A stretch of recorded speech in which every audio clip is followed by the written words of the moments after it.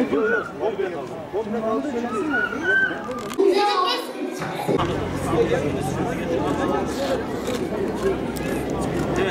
Açabiliriz, açabiliriz. Başkanım. Sen açmayacaksın. Açmayalım. Şurada bak sildi. Bu ne? Evet, bugün 2019-2020 eğitim öğretim yılının ilk günü.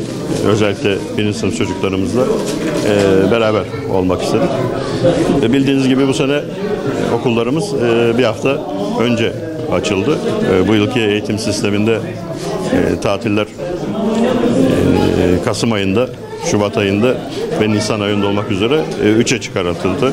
Teneffüs saatlerimiz arttırıldı. Bunlar hep öğrencilerimizin gelişimine katkı sağlamak için.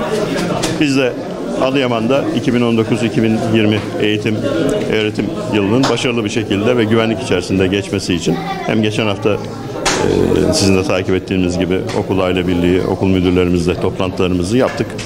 Geçmişte olduğu gibi çocuklarımızın okullara gelirken ve okul çevresinde güvenliklerini sağlamak açısından emniyet ve jandarmamız gerekli tedbirleri alacak.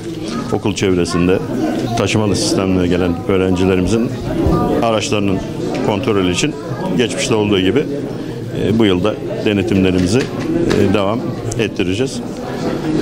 Tabii son yıllarda eğitime hükümetimizin, Sayın Cumhurbaşkanımızın da desteğiyle büyük katkılar sağlanıyor. Bütçede en fazla ödeneğin ayrıldığı alan eğitim.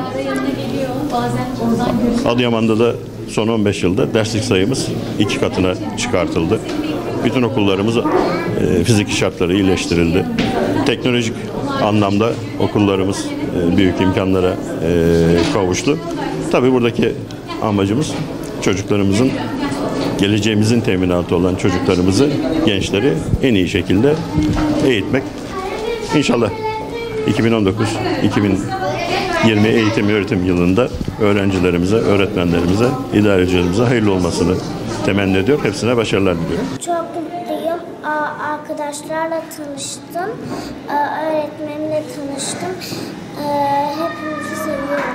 Arkadaşlarımla, öğretmenimle tanıştım. Çok mutluyum. Arkadaşlarımla tanıştım. Çok mutluyum. Öğretmenimiz bize güzel şeyler anlatıyor.